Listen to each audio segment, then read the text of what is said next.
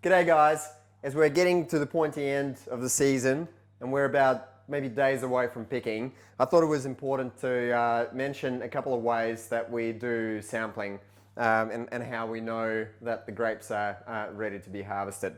Just before grapes get into their third stage of development, it's not really that critical to sort of get a more comprehensive data on your ripening in the vineyard. So we do field sampling with a refractometer. So essentially what we're doing here, we just come up to in the vineyard, come up to a vine, pick a grape and gently squeeze maybe 2 or 3 drops onto this blue section of the refractometer and then close the lid, and then we look at the source of light, and there's a scale where I'm looking which will give you either Brix or Baume, which is the measurement of the percentage of sugar, naturally derived sugar in the grape. So that will give you an indication on whether the grapes are getting into their third stage of development, so then you can start doing some more comprehensive sampling. When it comes to graphing, you need to sort of plan your vintage. So it's really important to graph your ripening, and that we do with a bit more of a comprehensive sampling technique. And so what we normally do to get those is we go through the vineyard or through a section of the vineyard and we pick representative bunches, so maybe 2-3 bunches from a block.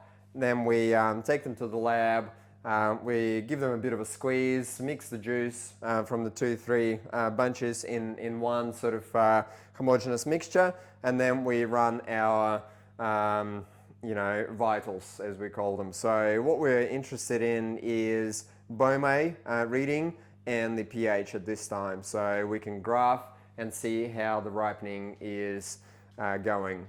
So we can maybe predict if the weather is stable, then we can predict when the harvesting will happen.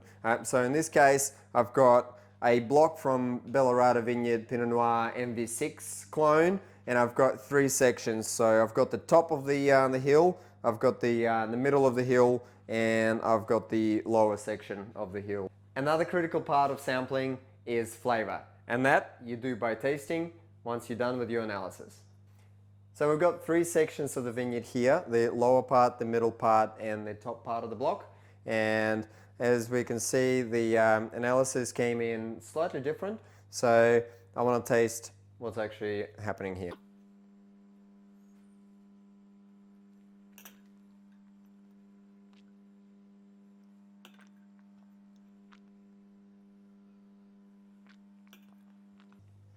It looks like in the top part of the vineyard, you're getting a little bit more phenolic ripening.